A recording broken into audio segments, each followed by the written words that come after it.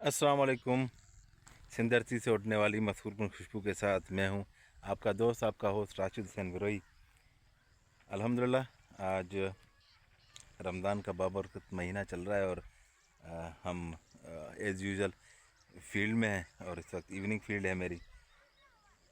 सबसे पहले कि मेरे YouTube channel agriculture with Rashid Hussain Biroi को सब्सक्राइब कीजिएगा, लाइक कीजिएगा और मेरे वीडियोज़ जो आपको पसंद आए उन्हें प्लीज़ शेयर भी कीजिएगा।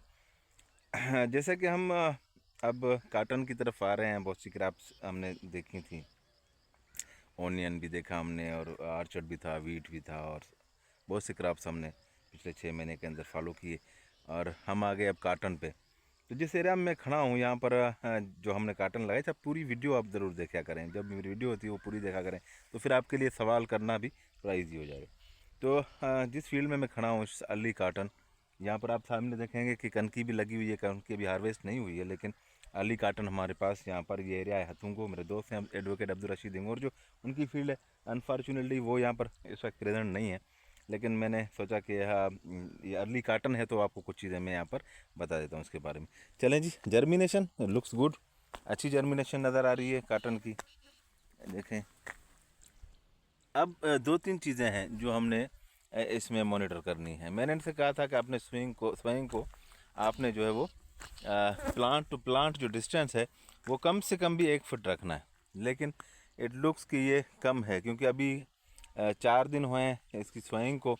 तो जैसे जैसे कुछ दिनों बाद ये और भी सीड जो है वो इंशाल्लाह जर्मिनेट होता जाएगा। तो ये जो है ना सीड आप देख रहे हैं कि ये अच्छा खासा, मेरे ख्याल में इस वक्त भी ये 60% जो है जर्मिनेट हो चुका है। तो प्लांट भी हेल्दी लग रहा है मुझे, अल्हम्दुलिल्लाह जर्मिनेशन अच्छी नज़र आ रही है। और दो तीन चीज़ें हैं जो मैं आपको बताना चाहता हूँ इस फील्ड के हिसाब से। अर्ली काटन है, मैनेज करना है इसको। पिछली मरतबा इसी जगह पर हमने जो फर्टिलाइज़र मैन यूज़ किया था, मेरा आज का बताना आपके लिए ये है कि हमने MAP फर्टिलाइज़र यूज़ किया था इंस्टेड जो उसके DAP और NP के अगेंस्ट हमने MAP का यूज़ किया था। तो अल्हम्दुलिल्लाह वहाँ पर हमारी यील्ड अच्छी आई थी। जो इस वक्त मैं खड़ा हूँ, जिस एरिया में, जिस लोकेशन पे इस वक्त मैं खड़ा हूँ, तो 3 क्रॉप मैं आपको दिखाऊंगा। काटन आप देख रहे हैं, इसकी मैनेजमेंट आगे चलेगी, इस पर हम बात करेंगे। वीट आपको सामने नज़र आ रही है एंड देन अगर इस तरफ देखेंगे सूरज के सामने रोशनी में तो ये कलवंजी नज़र आ रहा है आपको।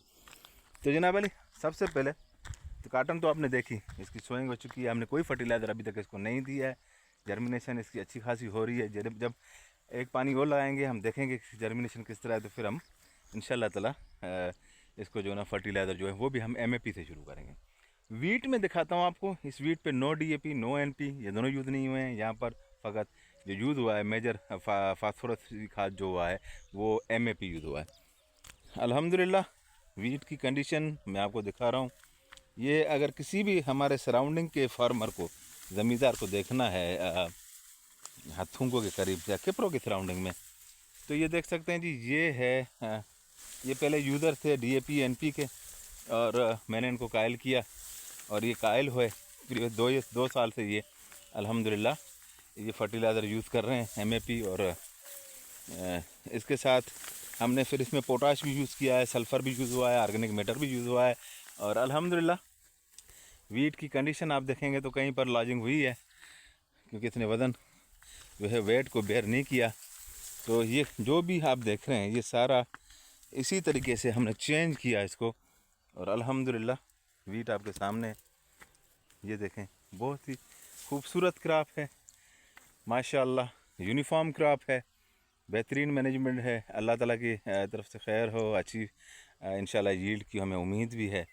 तो ये देखेंगे आपको बिल्कुल यूनिफॉर्म क्रॉप मिलेगी अल्हम्दुलिल्लाह, बिल्कुल यूनिफॉर्म एक जैसी क्रॉप मिलेगी। तो ये इस पे हमने यही फर्टिलाइज़र यूज़ किए थे जिसमें MAP और sulphur bentonite, organic matter, NP and then ammonium sulphate और SOP, मतलब ये थे। फिर यूरिया, जैसे एंड में हमें ज़रूरत पड़ी तो हमने यूरिया भी इस्तेमाल किया। तो ये फर्टिलाइज़र यूज़ किए और अल्हम्दुलिल्लाह क्रॉप जो है जहाँ पर DAP इस्तेमाल हुआ है, या मेरा मकसद ये नहीं है कि DAP ख़राब है या NP ख़राब है। मेरा मकसद ये है कि जिस चीज़ की आपकी ज़मीन को रिक्वायरमेंट है आपने वो देनी है। देखें, मिसाल एक यही है कि शुगर, चीनी जो है वो जो शुगर का पेशेंट है उसके लिए ख़राब हो सकती है, लेकिन जिसको शुगर नहीं है he can enjoy the sweetness of different things, वो बहुत सी चीज़ों को जो एंजॉय कर सकता है, मीठी चीज़ों का। तो जनाब ये MAP जो मैंने आपको बताया था, तो इस मरतबा कोशिश कीजिएगा जहाँ पर आप देख रहे हैं कि आपकी हमारी ज़मीनें जो है ज़्यादातर इनका pH लेवल अबव 7.5 है, तो इस pH पे जो है ना आपके ये खाद जो है काम कम करती हैं, जो जिनकी pH लेवल हाई होते हैं। तो कोशिश करें मोनो अमोनियम फास्फेट का यूज़ करें, उसके साथ आप सल्फ़र का यूज़ करें, ये अर्ली स्टेज में काटन के लिए। और तीसरी चीज़ मैं आपको अभी दिखा रहा हूँ, जो भी ये चीज़ भी हमारी जो है वो किस पे थी जी, MAP पे कास्ट की गई है, इस पर MAP यूज़ किया गया। तो ये मैं आपको दिखा रहा हूँ, ये जी कलवंजी है, ये कलवंजी का फील्ड है, ये भी MAP मोनो अमोनियम फास्फेट पे यूज़ किया गया। इस पर देखें सामने थोड़ी सी यहाँ पर इन्होंने जो है ना स्पेसिस आ गए हैं इनके, लेकिन आगे जो है क्रॉप माशाल्लाह बहुत अच्छी है।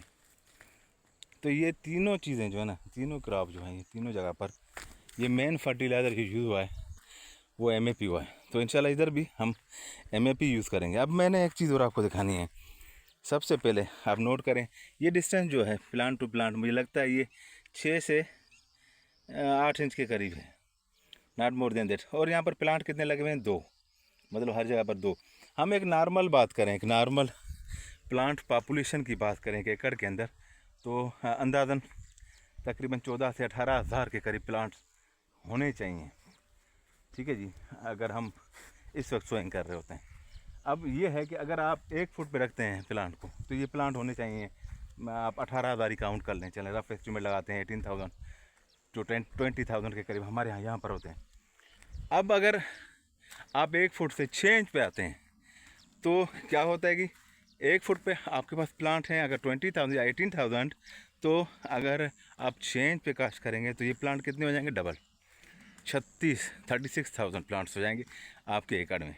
और अगर आप सपोज़ करें कि आप यहाँ पर एक होल में एक जगह पर अगर 2 पौधे हैं, तो आप क्या करेंगे, उसे डबल कर देंगे फिर 36 को, तो ये कितने बनेंगे जी, तकरीबन 72,000 प्लांट्स जो है आपके एक एकड़ में आएंगे। तो 72,000 प्लांट्स के लिए भी आप सेम फर्टिलाइज़र यूज़ कर रहे हैं 1 बोरी, और आप 18 से 20 हज़ार प्लांट्स के लिए भी 1 बोरी यूज़ कर रहे होते हैं खाद की। तो खुदारा इस चीज़ को कैलकुलेट करें कि आपने कितनी बोरियां यूज़ करनी होती हैं एकड़ के अंदर। प्लांट पॉपुलेशन देखेंगे आप, अगर आपकी प्लांट पॉपुलेशन इतनी ज़्यादा है तो लाजमी है आपने खुराक उतनी ही ज़्यादा देनी। इस मरतबा क्योंकि गर्मी ज़्यादा रहेगी, और ये एक हमारे वहाँ बल्कि ग्लोबल वार्मिंग की वजह से ये कहा जा रहा है कि गर्मी ज़्यादा रहेगी, जिस तरह पिछली मरतबा रहा है।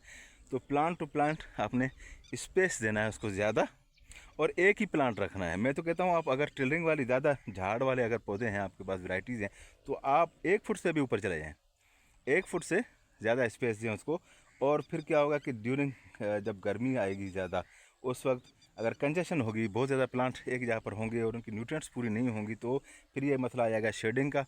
और वो जो कॉम्पिटिट करेंगे, एक दूसरे से लड़ेंगे पानी पर और ख़ुराक पर, लाजमी इनकी भी जंगें होंगी पौधों की आपस में, तो उसमें वो स्ट्रेस में आ जाएंगे और आपकी एवरेज पे बड़ा फ़र्क पड़ेगा। मैनेज करें जी इस मरतबा, ये याद रखिएगा, अर्ली काटन जो भी लगा रहा है, उसके बाद मीडियम में जो हमारे क्लाइमेट में जब हम लगाएंगे, आपने माइक्रो फर्टिलाइज़र्स का प्रॉपर यूज़ लाजमी करना है।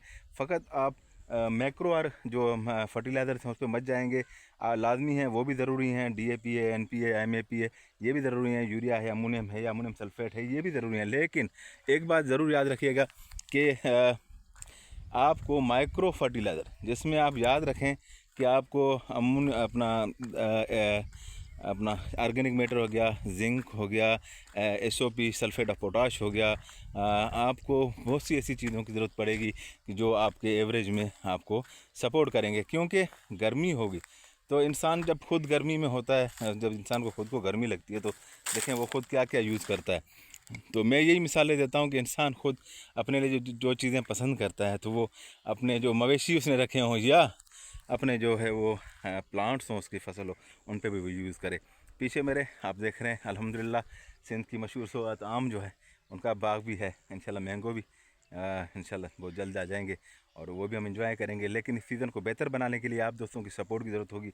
आपके जो मुफीद मशवरे हैं, आपके मुफीद क्वेश्चन हैं, ये हमें काम आएंगी। मैं हमेशा कहता हूँ कि वीडियो को हमेशा पूरा देखा करें और आपके क्वेश्चन जो है ना वो लाजमी होने चाहिए। और इन चीज़ों पर आप सर्च करें। अगर मैं MAP कहता हूँ तो आप इसे सर्च करें। यूट्यूब एक ऐसा प्लेटफॉर्म है जहाँ पर आप इन चीज़ों को सर्च कर सकते हैं और बहुत ही अच्छी मालूमात हासिल कर सकते हैं।